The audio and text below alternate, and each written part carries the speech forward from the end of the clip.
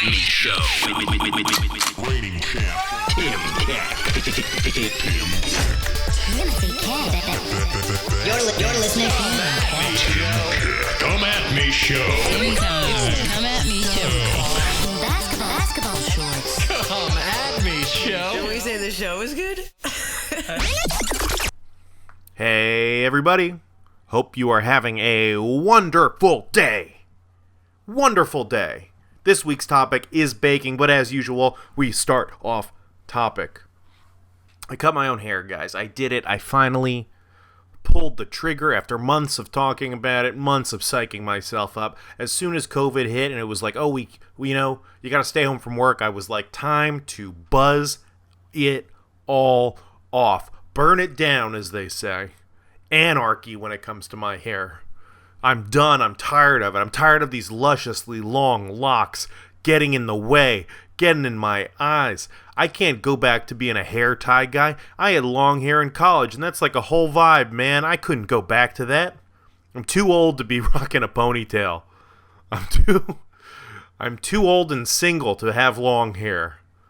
Long hair is a statement. It's a signal to a lot of girls that you are not boyfriend material. I don't make the rules. That's just what I was told.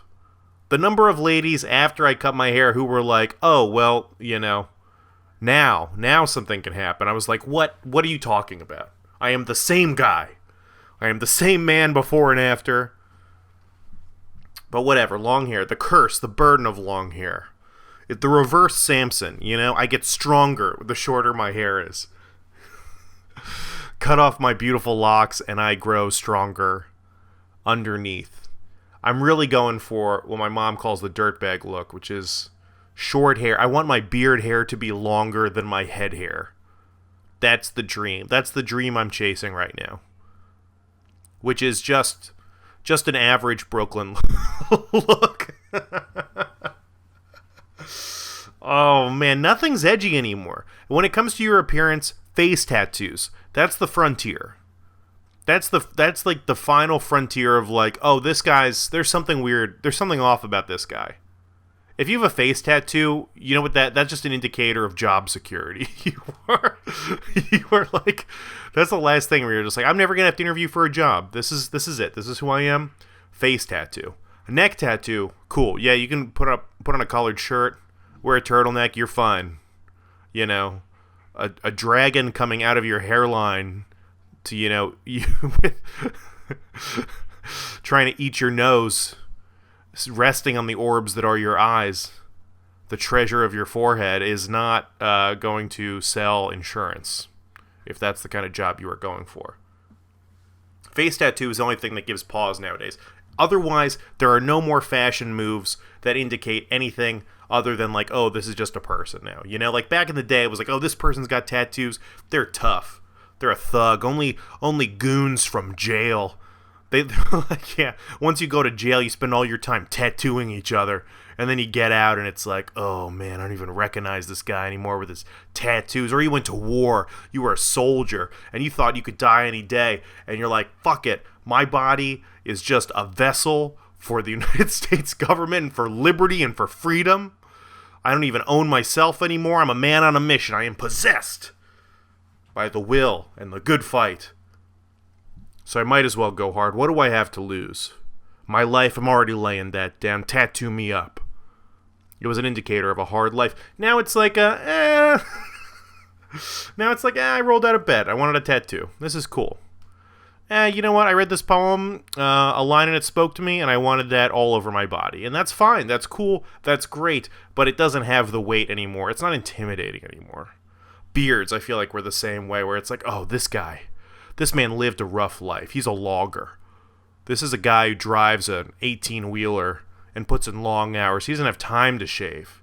He's on the road. And when he's not on the road, he's closing his eyes. He's taking a nap. Kicking back with some beers in his motel room all alone. Just trying to make it across the country in time to get everyone their Depends. Or the diaper delivery to Walmart. And now it's just like, you know, beards, they're in. People like beards. Everyone's got a beard. Everyone's got tattoos. Everyone's got beards. Everyone's got piercings. I don't know what the thing was. I guess there's some piercings that I don't love a piercing. I will say that. I just find some of them I don't I don't love. Nose piercing, I'm always like, why'd you do that to your nose? Oh, I don't like it. Something about the needles in the face, ears, whatever. I don't know. Whatever. Mangle your ears. Who cares? Belly button ring. It's like, oh man, why'd you do that to your cute little belly? Why'd you do that? That's fine. It was good the way it was. You can keep doing it. You can keep hanging stuff off of it, I guess. I guess I'm just worried it's going to be like one of those like tribes where, they insert like plugs and shit to their lips and like plates. You know what I'm talking about? There's like these tribes in Africa. I don't know. Wherever Africa. Just because I have no more specifics other than that they're a tribe, probably from Africa. And they would like do all these piercings, but they'd be like heavy and there would be weight attached to these piercings, so it would stretch the skin. And I just think of that, and then I get anxious and like plastic surgery and stuff, and then I'm like, oh my god, somebody had to stick that through you, and then I get nauseous. The idea of getting a tattoo is also like, anyone who has a tattoo is just braver than I'll ever be. I couldn't possibly sit in a chair and let somebody like poke my I have terrible skin, so that's another part of it too, is you can't have like I don't know what I would even get. I can't have I can't think of a single thing that I would want added onto my body forever. I just decided to cut my hair short. That's the biggest decision I've made. I can't make a decision that's going to be permanently on my body. I discovered linen this year, and you want me to make a decision on something that's going to be on my body forever? I can't do it. I have no taste. I can't make any big decisions right now. So I cut my own hair. I cut it short. And I love it. I just had this hair trimmer. I didn't get new clippers. I didn't get anything. I've just had this beard trimmer forever, and I thought there's no way this will be able to handle head hair. And I guess I have a much thicker beard than I do hair in my head, because that thing cut right through it like soft butter, like butter that had been left out by the sink a little too long. You thought you'd put it away 2 hours ago. You did not. Soft butter, and that's what my beard trimmer did to my head. And it was great. It's nice. I'm happy. It's shorter. I'm happier. I feel lighter. I feel more free. I'm exhausted. I played so much. I play a little basketball today. And I say play basketball. Some socially distant horse was played. But it was in the middle of the day. It was like 1 o'clock on a hot New York day on a barren and empty playground that's just blacktop. It was hot AF. And me and my buddy, who maybe will be making an appearance on this podcast this Thursday, me and my friend playing some socially distant horse, and I am exhausted. I am dying. We were out there for like an hour and a half, the sun being down, me getting more exercise than I have in months. I haven't run around in months. Yoga's great. I've been talking up yoga, guys, would highly encourage, but it does not replace just moving. Like jogging, hustling with any sense of urgency is just irreplaceable. I hate running. I don't want to run like in a track. I don't want to run cross country, but I will run to go get a ball when I miss a shot. When it goes off the rim and it's my turn to shoot horse, I'm Usain Bolt to that basketball. No one is faster than me getting a rebound.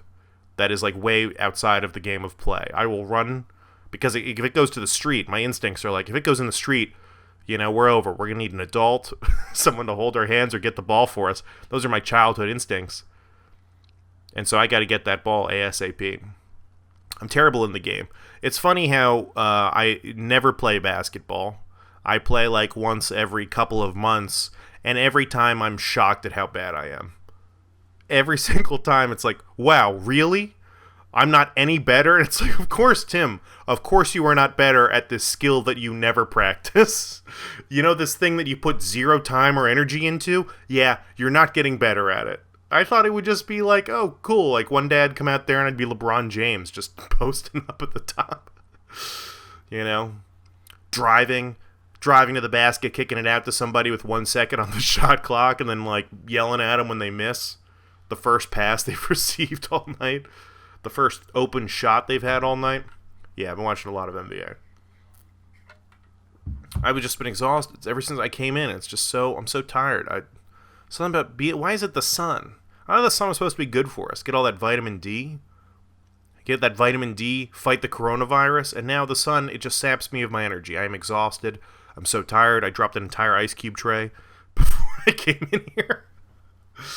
I was trying to get my iced coffee going, just to see if I could rally here, and dropped all of the ice cubes. I have had a really tough go with the ice cube trays in this apartment. You know, I moved since starting this podcast into, doing a little sublease with a friend who's down the street. And I've just struggled to grow accustomed to his appliances that are not my own. And that included new ice cube trays. And I was very bamboozled by these ice cube trays. They have like different shapes in them, and you've got to like rotate. You have to like stack them. You have to stack them in the correct pattern. It's like a puzzle from, like, what's that Nickelodeon show where you ride the crag? Oh my god, it's like right on the tip of my tongue and it's gone. I don't know what it is. Oh man, what is that show? Oh, something in the jungle. Wild and Out? Yeah, I think it was like called Wild and Out. And you know how you're in you're playing that? Oh, something jungle. Oh man, no, it's gone. Oh. No, it's not something jungle. Fuck. What was that kids show where you got and they're in the jungle, and then and there's like the silver snakes and the purple monkeys and the that's why I need I need an engineer. I need somebody who can look these things up for me, because I will not do it myself. Oh, you know what? I'm just gonna Google it real quick, see what happens. Gonna look up silver snakes, because that's the only detail I remember from Legends of the Hidden Temple. Boom! I am so good at this. I don't need anybody else. I'm my own researcher. Legends of the Hidden Temple. So that's what these ice cube trays are like. They're like a puzzle from Legends of the Hidden Temple. Like, they're not super hard because it's like kids. It's a kids show, but they're still tricky enough that it takes you an embarrassing amount of time to figure it out. And the first time, I had the ice cube trays the same way, had them both filled up with water, and they just completely went into each other, and water got everywhere, and it was like, great, welcome to this new apartment. And then today I just twisted it. I twisted it too hard, guys. I am too strong, and ice cubes went flying everywhere. That was my MO. I don't think I'm a strong guy, but I've always been a big guy. I've always been a big guy, and the problem with being a big guy, and not like strong big. I got strong big at one point, like in college, but being just like soft big when you're a kid has a lot of problems. Namely, like, you're taught to, not to fight anybody. You got to be gentle. And then I'm just like, oh, I'm just a softie. Now you're just a soft person. I was already soft. I was already not a bully. I was already not going to intimidate everybody. But because I'm like a foot taller than every other kid in my grade, it's like, oh yeah, don't pick on any of these kids. And it's like, I was never going to pick on anybody. And now, because you told me that, I'm overly worried about it. And for the rest of my life, I'm going to be like, oh, what if I'm an asshole to every single person I've met? It's big soft boy problems. Don't go all out. I'm always worried I'm going to break something. I'm always worried I'm going to, like, hurt somebody in an accident. I never want to do any of that. And I got these ice cube trays, and they're so hard. I was twisting them, but not too much, because I didn't want to break them. And then I asked my roommate, I was like, is there any trick to these ice cream trays? And he's like, ice cube trays? He's like, yeah, you got to twist it. And I was like, but what if I break it? And he's like, they're ice cube trays. We get more. And I was like, oh, that's just... Why didn't I know this? You twist ice cube trays until they break, and then you get more. That's the plan when it comes to ice cube trays. That is the game. That is the game we are playing with the ice cube tray. It's useful until it's not useful, and then we replace it. I blame New York. I blame the fact that I'm in a city where I need to use ice cube trays. I hate that I'm at a place in my life where I have ice cube trays. The goal, the dream, all the success I'm chasing is really just so I have to never use an ice cube tray again. And I'm fucking incredible with ice cube tray. Now, I know I just said that. I'm not good at the practice of getting ice out of the tray. I am bad at. I'm not good at getting ice out of the tray. But if I know people are coming over, if we're having a party, I am prepping ice for like weeks in advance. I have like a plastic bag in the fridge. I got like a plastic Tupperware in the fridge, and twice a day I'm loading up that ice cube tray, and as soon as it's good to go, I give it a little twist, pop it in there, and now all of a sudden I've saved up like 3 ice is, I was gonna say, now I have 3 gallons of ice, but I think once it's a solid, at what point do you start, you go from like gallons and milliliters to pounds? Is there like a specific turning point on the ice scale? When it's like kind of like icy all around, but the center's still water. Are you weighing that in pounds or gallons, milliliters? I don't know. I guess we'll never know. But I'm the king of storing. I like the process of saving up a lot of ice. Is very important to me.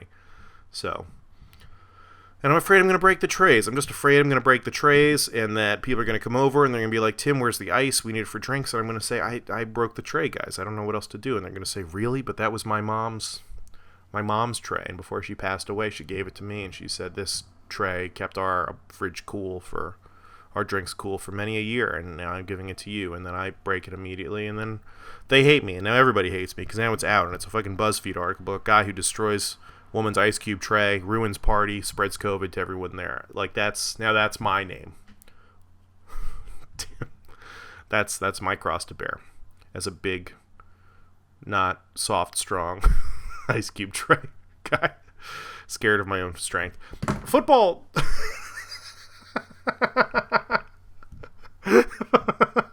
Is football happening? Is football fucking... Guys, does anyone out there know? Shoot me an email. Give me a call. Let me know if stop talking about ice cream. I'm just craving ice cream for some reason. I cannot stop saying the word ice cream. I don't know if football's happening. I have a fantasy draft tomorrow, and I'm still not convinced that we're going to have football this season. How the fuck are we supposed to have football this season? There's going to be so many people together outside. I mean, every college team already has COVID.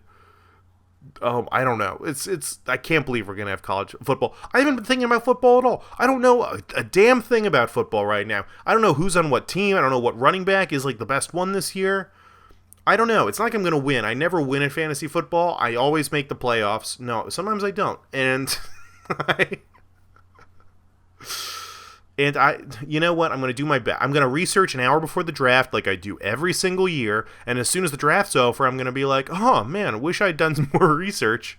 And then, like, by the time I do, because normally I'm in a couple leagues, by the time I finish both drafts, I'm like, okay, now I'm ready to draft. Now I've gathered enough data. Now I've done enough. I have enough experience in the draft and where things are going to go. I want to redo immediately. You ever do that stuff? I used to feel that way all the time with shows. If it had like been a while before I did since I did stand up like a real show, and I just been doing open mics, then like you do the show and I'm like, oh, as soon as I'm off stage, I'm like, oh man, I could have done better. I could have done a little bit. Let me add them again. Let me try. Let me run it back one more time. See if I can get it. See if I can figure it out again. Scratch that edge. It's like that with fantasy football. It's like I don't have it until I have it, and when I have it, it's too late. And the draft's over, and then the season's pretty much over, because once you draft, why even play the games? There's nothing else you can do. You can pick up a free agent or two. There's always like 3 guys on the free agent wire that you can pick up, and they go off, and then the rest of it is just, you're screwed. If you didn't draft well. If one of your guys gets hurt too, it's like you're fucked. That's it. If your number 1 pick gets hurt, you're done. It's over. Give up. Played fantasy basketball and fantasy baseball for a season. I don't think injuries affect anything as much as football, because there's like 6 good fantasy players, and as soon as one of them's hurt, it's like, okay, well, I guess that's it. I guess that's the season. I guess we're all done. Whatever. Who knows? Okay. I saw... Y'all see this article it's everywhere. It's not even the headline for the New York Times. At least 4 boats sink during Trump boat parade in Texas. How fucking dumb do you have to be to sink a boat? You know how hard it is to sink a boat? They're built to not sink. That's the whole purpose of a boat. That's like the one job when the guy's making the boat, or the girl, is making the boat. Their whole thing is, will this sink? And they say no, and that's all they do. That's the whole purpose. The whole purpose of a boat is to not sink. So you got to be a special kind of stupid to like sink a boat on a lake on a calm day. How dumb do you fucking have to be to sink a boat? And not that even, it's not one boat, it's at least 4 boats. There's reports of a 5th boat sinking. I don't know how long it's going to take them to get the rest of this info. I don't know how long. The reports are still coming in on boats that sunk on this fucking lake in Texas. Imagine sinking a boat on a lake. The waves, Tim. The waves were crashing against the shore. I don't know. How big a wave could you get at a lake? I gotta admit, I'm not the most experienced when it comes to landlocked bodies of water. Alright, I'm an ocean man myself. I used to lifeguard at lakes, and they were different. They were different lakes. Those were nasty, disgusting lakes. The lake I lifeguarded at was, try saying that 7 times fast. The lake I lifeguarded at. No, it's pretty easy. I'm just an idiot. The lake I lifeguarded at growing up actually had a sign that said like, beware of the amoebas. And I guess amoebas are like, once the water gets to a certain temperature, like up, like not cold, like hot, like once the water gets so hot, I guess amoebas breed in the mud, and if you jump in the lake and you shove your face all the way in the mud and kind of motorboat it around a little bit, you get some amoebas in your nose, and then just 2 weeks later they'll get into your brain and just like blow up, and then you just die.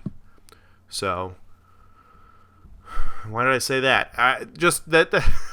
Lakes are a scary place. They aren't sink your boat scary. How dumb do you have to sink a boat? And there's 4 of them. There's 4 people that sunk boats. What is it with Trump supporters and boats? How is there not? There hasn't been one boating for Biden thing. I haven't seen a single boating for Biden. It's like if you own a boat, you're like, they slap a Trump sticker on the back and they're like, good luck, man. Have at it. My hometown, Florida, they had Trump boat parades. Everyone.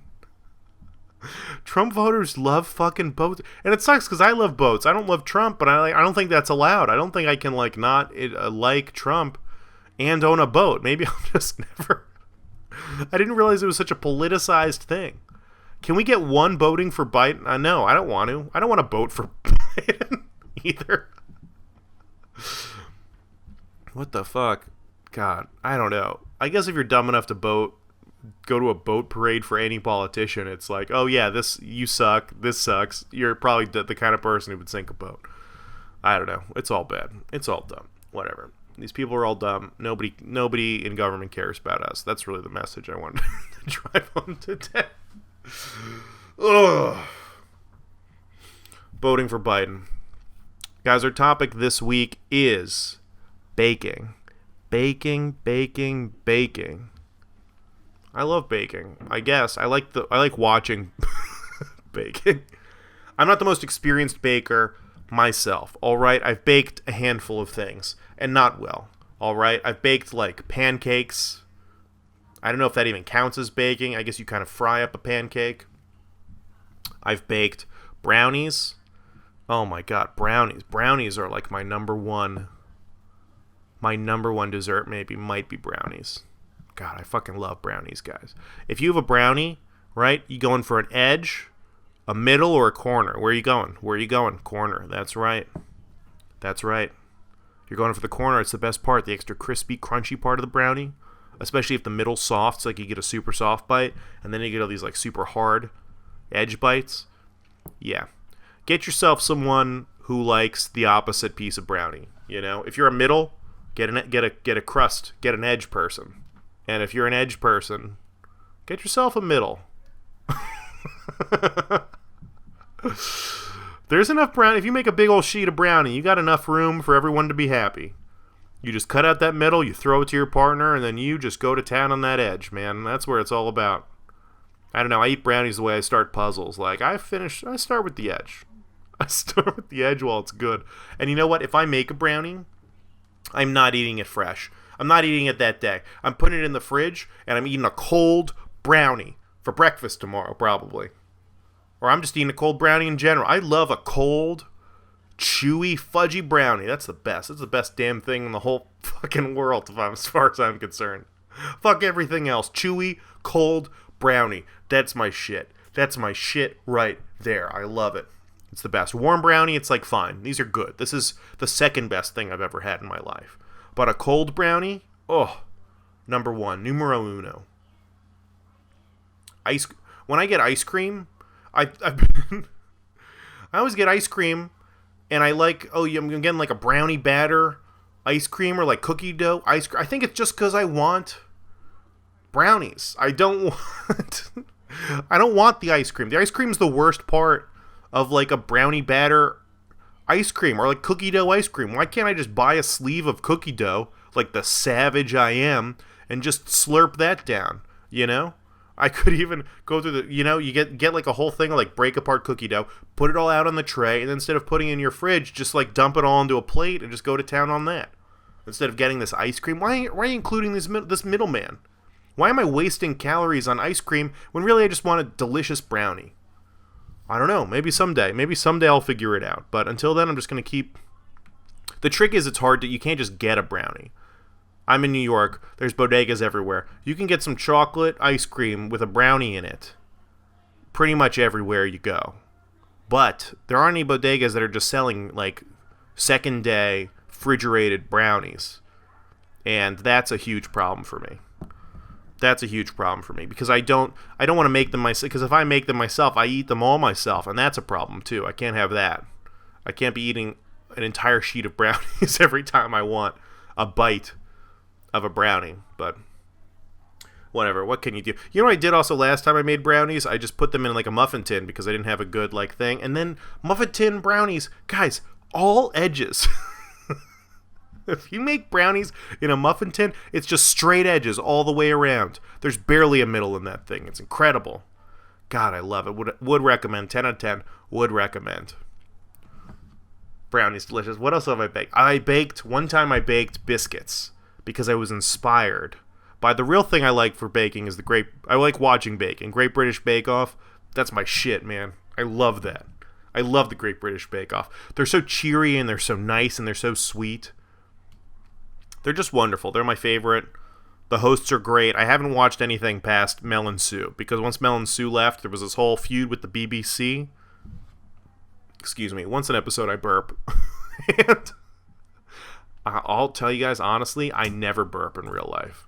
And then as soon as I'm on like a Zoom call or recording something, the burp just starts coming.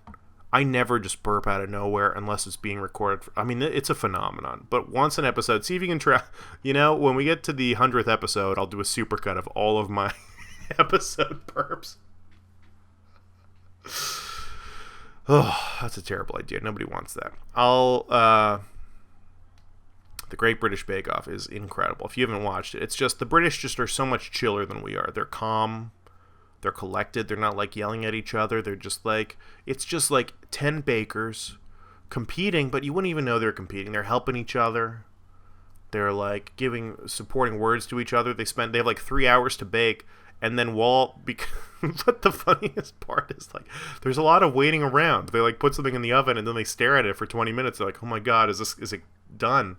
And they edit that out of the show, obviously. Otherwise it'd be probably be the worst show of all time if it was literally just straight hour, like 6 straight hours of people real-time baking.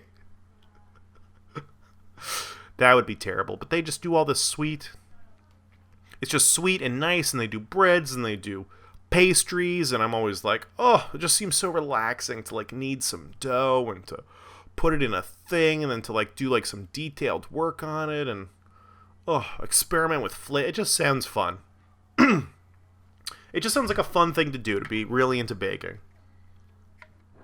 And they're so relaxing and peaceful. Like, they have all these... I gotta get more into British shows. The other one I loved was, like, Monty Don. With his... he was, like, a gardening show. And he just approached it the same way, where it was, like, a home renovation... Like, a garden renovation show. And in America, it'd be a nightmare, but he's just... You know what next week's episode is? Gardening. I'll talk all about Monty Don. Next week, we are gardening, baby. Send in your gardening stuff. Plants... Vegetables, Veg, as Monty Don would call it. Next week's topic is gardening. Great British Bake Off. There was one season on there where a woman clearly sabotaged someone else on the show. And they do these things where they like bake the pie real quick and then they, or whatever they're, I don't know. I'm not going to be able to go into great details on this. They make something, then they put it in the fridge to cool so they could then put icing on it later. And if it doesn't cool, then it's just like, it's nothing. It's just goop. But it needs to freeze so that it's like a solid thing that they can take out of this container, whatever it is. And this woman on the show, one of these seasons, I gotta track this info down. One of these seasons, she put her thing in the freezer, and when she put her thing in the freezer, she took another contestant's out of the freezer and left it on the counter. Yeah. And he failed. He didn't even finish. He's like, it's goop, it's nothing. He threw it out and he brought up the trash can, and I don't think he was eliminated. I think he might have stuck around. Or maybe he was, I think, you know what, maybe he was eliminated. There was drama here. And I was like, they're going to say something to her because he only lost because this monster, this otherwise seemingly sweet older like grandmother lady who was all about her grandkids and all this shit, she set a terrible example and she stole a win from our hero. And then the next, I was like, they got to address this. They have to address this. And then the next episode, they said, oh, so-and-so had to leave the show because of illness. And I was like, no. That was the producer stepping in and cutting off the head of the snake, the poisonous serpent that had wiggled its way into an otherwise pleasant and peaceful and wonderful show. Don't let the door hit you on the way out, you monster. That creep. She disgusts me. She is everything I stand against. Man, and if she's your grandmother, fuck you. Get a new grandma. Don't be teaching that to your grandchildren. Cake sucks, though. I'm not a cake person. Brownies, oh, but Tim, brownies and cake are the same. No, they're not. Grow up. Cake's gross and bland and boring, and people love birthdays. People out there who are like, ooh, my favorite dessert is birthday cake. And it's like, first off, how many birthdays are you going to? You have one a year. Unless you're one of those people who celebrates half birthdays, in which case, I don't have any time for you. All right? You're not a dog. You're going to live, like, a long life. We don't need to double up the amount of times we, like, celebrate you for no reason, all right? Birthday cake. And a birthday cake, it's a nice thing to do for somebody. You get to see the cake, whatever. Wedding cake. Wedding cake always sucks. It's cake. It's not good.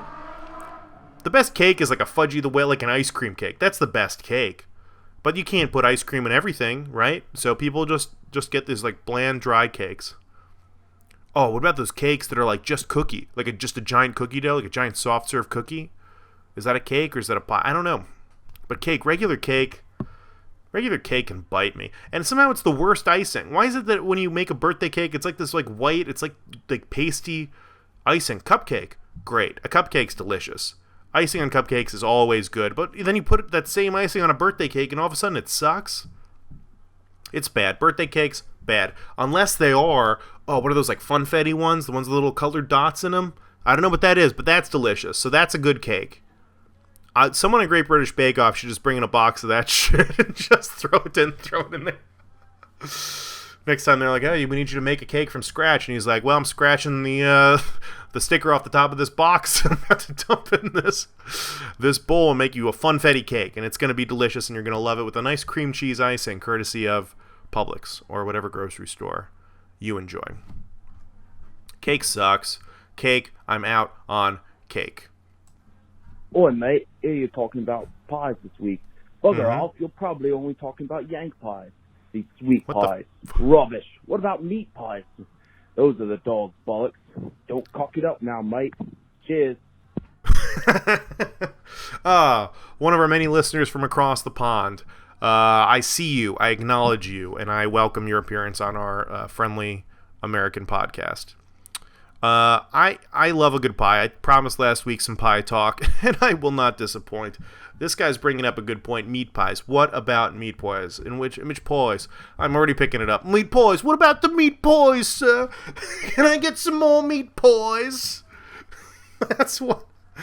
Something about a meat pie just sounds old-fashioned. It sounds like either a fantasy novel Or like you're an Oliver Twist, like old school England, and you're just like, oh, meat pies, and there's a meat pie on the sill to coo, ma'am, and all this stuff. Why? It's like people in England either eat things on a spit or in a pie, and that is it. Those are the only two ways they consume things. Or in a liquid form. So like all their grain becomes beer, and then all their meat becomes, why am I even talking about beer? Fuck the beer part of that. Let's go back to the original thing. All their meat is on a spit or in a pie.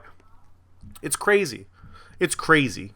Like what it was, Sweeney Todd. You ever see that musical or that movie that starred Johnny Depp and Helen Bonham Carter? I don't know. The most incredible woman in the entire world. I have a very secret yet public crush on her for sure. Sweeney Todd, he's like grinding people up. He's putting them into meat pies. Then he's selling meat pies to people. It's an incredible premise, and it's a renewable resource in this town because people are always coming in. So it's a great business model, and I would 10 out of 10 invest in that. But the idea that everyone's lining up for meat pies, I mean, not in America, man. Nobody over here is eating meat pies. Maybe like a shepherd's pie, maybe a pot pie. And in my mind, those are like as good as soup, you know? How often do you eat soup at home? Are you in a cold climate all the time where you're eating soup? I mean, even over the winter, I'm not like, I'm not going to sit over in a hot broth. I'm not always craving a hot broth. I'm just not a hot soup person.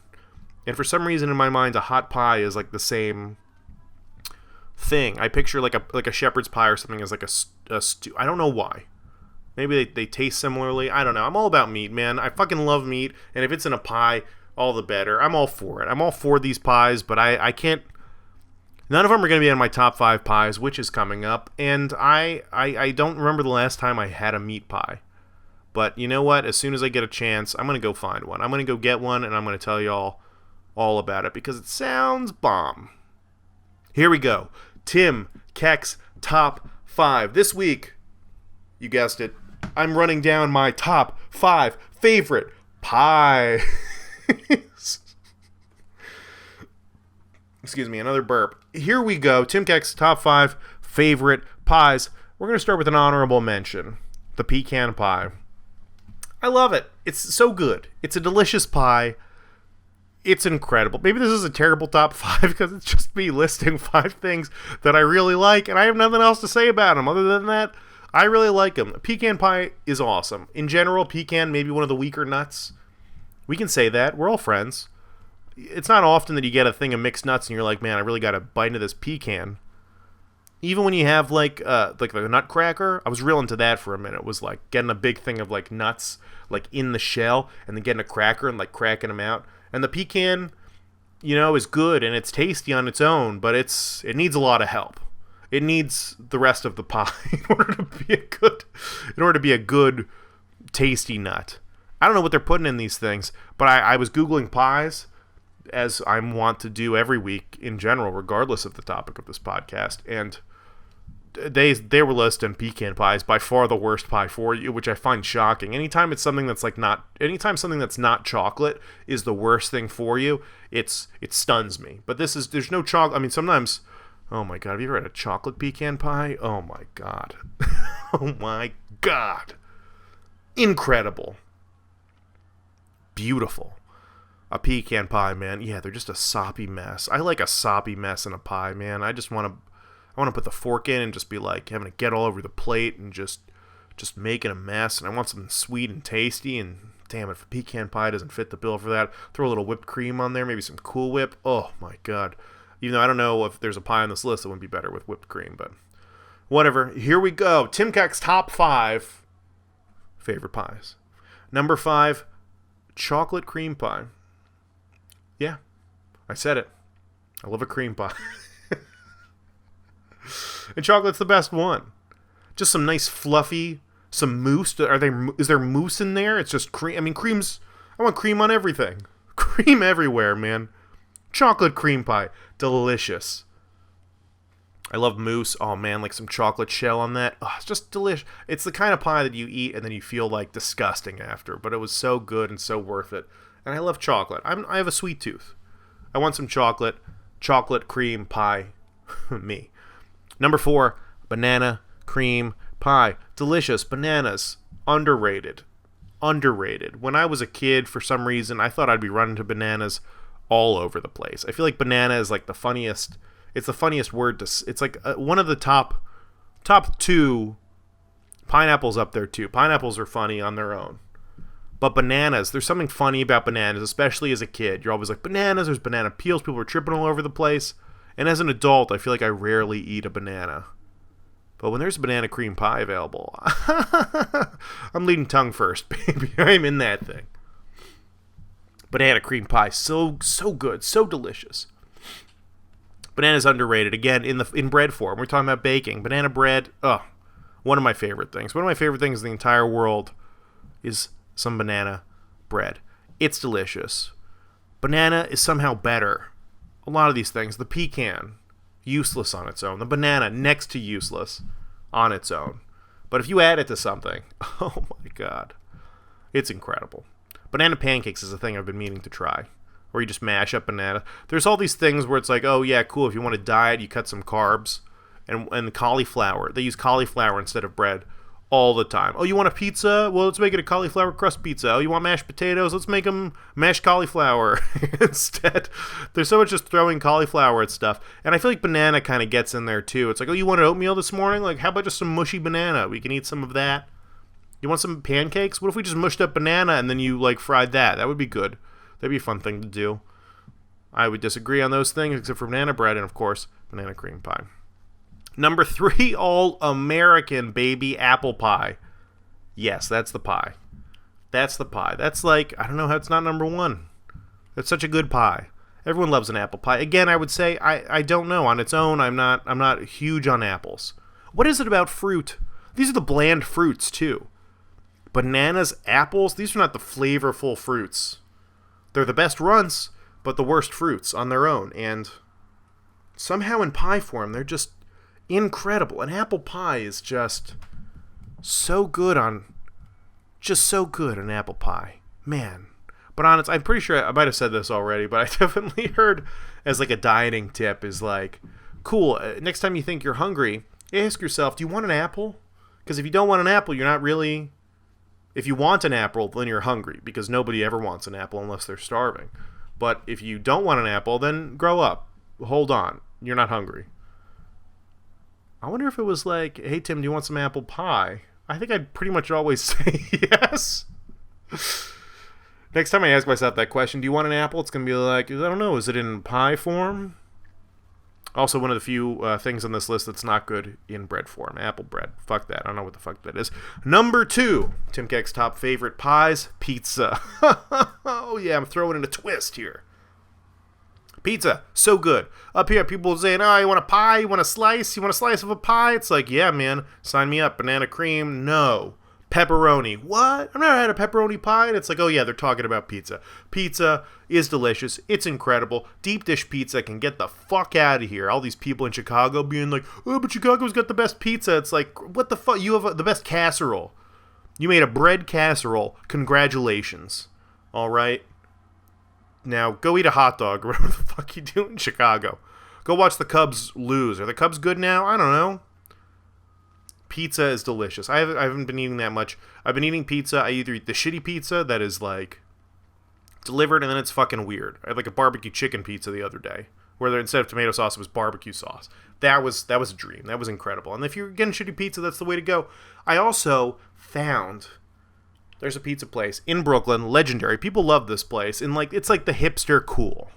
There's all these great pizza places, but if you want a nice hipster slice, and you want to impress your date after her bongo lesson, and before the poetry jam that you guys are going to in that abandoned warehouse later that night, take her to Roberta's Pizzeria, where you can get a side of Brussels sprouts, and a pizza they call the honey bee, or the honey sting.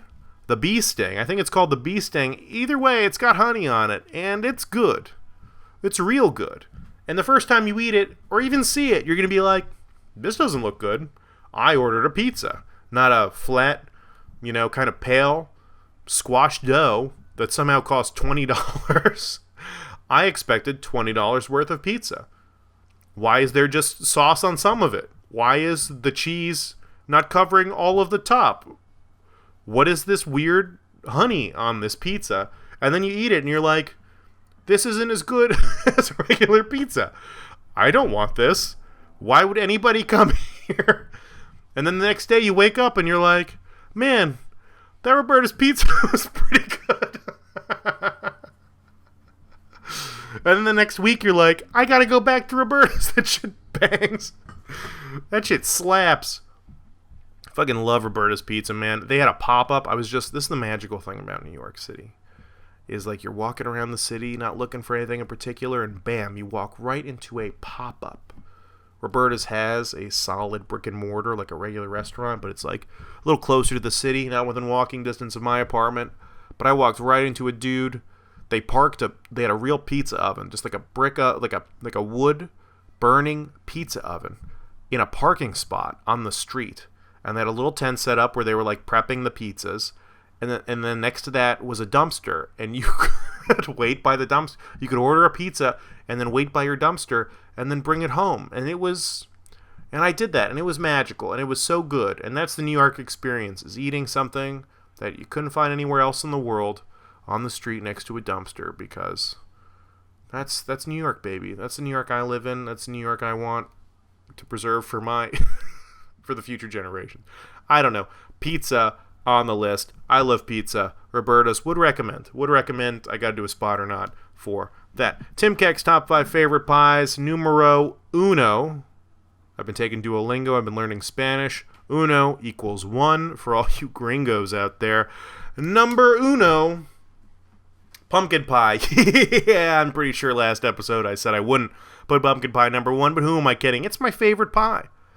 I know I'm wrong. I know you're like, Tim, you listed 3 great pies, 4 great pies, and pizza, and you still put pumpkin pie as number 1. Damn it, I just love a pumpkin pie. It's the one pie I have to have every year. I have to have it. Thanksgiving rolls around. If no one's making a pumpkin pie, I'm making it myself. And you know what? It's not hard. You buy a crust, you buy a jar, you buy condensed milk, and if you don't want to buy condensed milk, there's a slightly bigger jar of the same pumpkin mix with all the stuff in it already. You just dump that out, you can put some cinnamon or sugar or whatever you want on top of it, and then put it in the oven, and you've got a pumpkin pie, and it's delicious. You can buy one at the store, sure, that one's gonna suck. Just get the can, get the frozen crust, make it yourself, it's gonna be delicious, man. Little whipped cream on that, oh my god. Oh my god. Fall's coming. That means pumpkin pie's coming, and I can't fucking wait. Pie for breakfast. It's coming. It's happening, and that is Tim Keck's top 5 favorite pies. Numero cuatro? No, numero cinco. No, uno, dos, tres, cuatro, cinco. Numero cinco. Chocolate cream pie. Okay. Tim Keck's top 5 favorite pies. Honorable mention, pecan pie. Cinco, chocolate cream pie. Quattro, banana cream pie. Tres, apple pie. Dos, pizza. And a shocking twist that blew the world's mind. And number 1, pumpkin pie. Guys, that is our show. Next episode, we're talking gardening. Bring your A game for this one. Email the show. Call the show. Let me know. And King stays king. Bye.